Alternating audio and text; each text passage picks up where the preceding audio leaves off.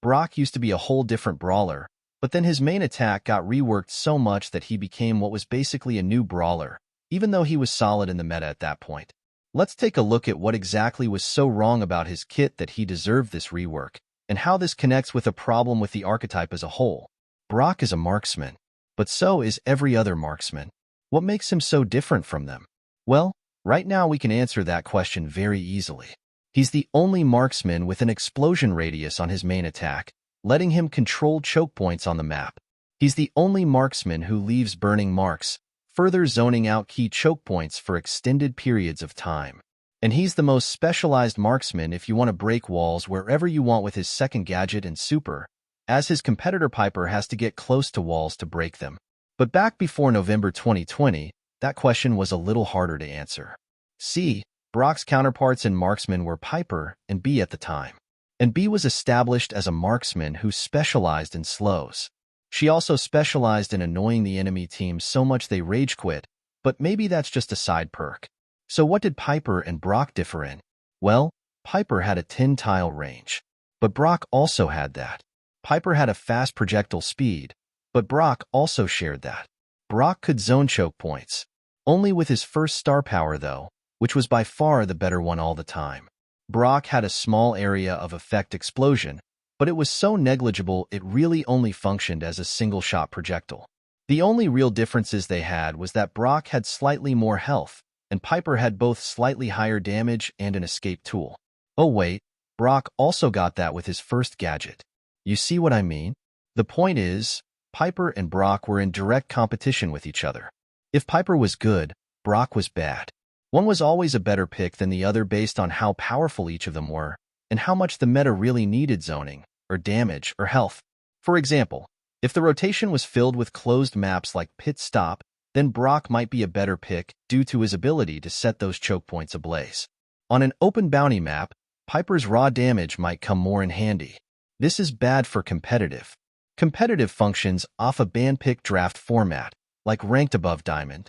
If it wasn't clear by the name, the ban part of the draft is very important. In fact, bans directly influence picks, the other important part of the draft. If I'm planning on playing a tank, I might ban out some tank counters, for example. Say I wanted to play Bull. I ban Colette, but my enemy can still go for an RT to counter me. Even though they still have a tank counter, RT has strengths and weaknesses that I can play around. Colette would hard counter me as a Bull, but I can at least attempt to dodge RTS shots. In a format like this, Brock or Piper would be a direct upgrade over the other depending on how the meta functioned, because they were just that similar. Players would have to waste a second ban on them, because banning either one of them effectively did nothing. This was even worse in Bounty, a mode where sharpshooters historically thrive, because you had to ban both Piper and Brock if you wanted to ban anything at all. Of course, Power League didn't exist back in November 2020, but this still would have hindered competitive Bounty from ever happening. This is also a problem when looking at the issue from a sustainability perspective.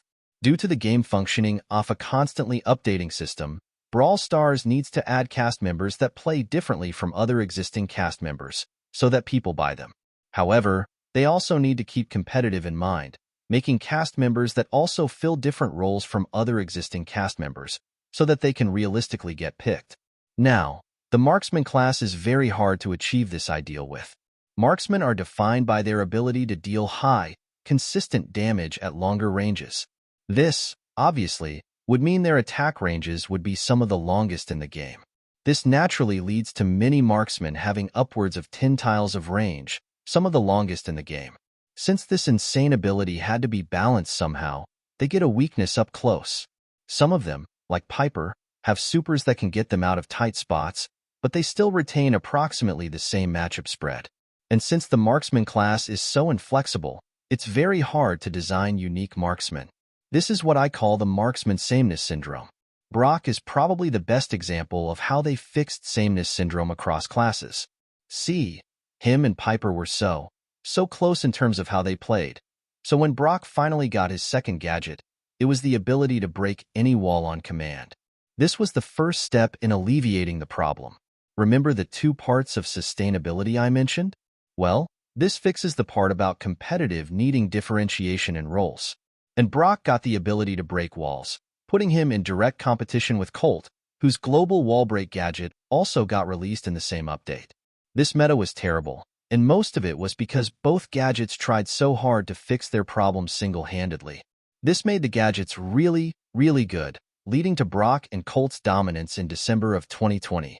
While Colt's gadget just got nerfed, though, Brock went through an entire rework. First, the general nerfs.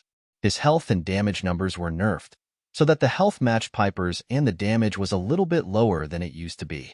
They nerfed the second gadget's bonus damage, and just to fix another problem, they nerfed Incendiary, the star power that let Brock create fire with his attacks. Then, his attack damage got slowly heightened and tuned over the next couple of months. And suddenly, the change that shocked the world. His main attack range got nerfed by a tile, landing it at 9 tiles, and his explosion radius was increased by 50%. The following nerf decreased his projectile speed by a significant amount, making Brock's attack almost like the attack it is today. The range decrease sounds like a smaller deal than it is. See, pressure range is one of the most important assets a sniper like Piper can ever have.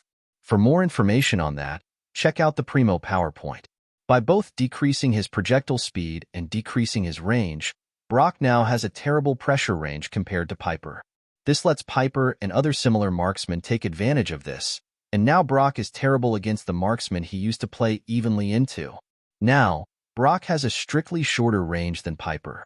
This sounds like a huge blow to him, until you realize that he was given a bigger explosion radius, which lets him control choke points even better now. And he was given extra damage, and he was given the ability to break walls on command. What he lost in his matchup spread, he gained in immense utility, letting him fulfill a different role than the counterpart of Piper. He plays badly against marksmen, but it's also very easy for him to destroy the cover that makes them viable. Incendiary was subsequently moved to his base kit, and it was replaced with a star power that just made him even better at breaking walls. And suddenly, Piper and Brock weren't so similar anymore. In fact, they're vastly different now. They play well on different game modes, and do different things, and play differently, fixing every single issue they ever had in relation to each other. It's like they don't even know each other anymore. Nowadays, Piper competes with Mandy, Nanny, and Belle in Bounty. Mandy and Nanny both have longer ranges than Piper, and Belle can disrupt the enemy team by forcing enemies to split up, so they seem like good competition. On the other hand, Brock competes with Colt as the wall breaker of the team. Brock isn't a premier pick in Bounty anymore, but he compensates very well by being better at other niche scenarios. And the devs have since realized that the marksman category doesn't necessarily have to strictly have these 10-tile passive snipers. We have Janet, who trades range for the ability to pierce and zone at long ranges, and Bonnie, who functions very well as a marksman-assassin hybrid, and Angelo, who takes the concept of a passive marksman and flips it on its head by trading insane mobility for terrible recovery. Now, this is an example of how marksman sameness syndrome was successfully fixed. However, there is one other class that's defined by their attacks, and they have not been fixed in the slightest. But that is a tale for another time. You heard what to do. Tune in next week to find out what not to do. Thanks for watching. Watch this video, or this playlist, or join the Discord server.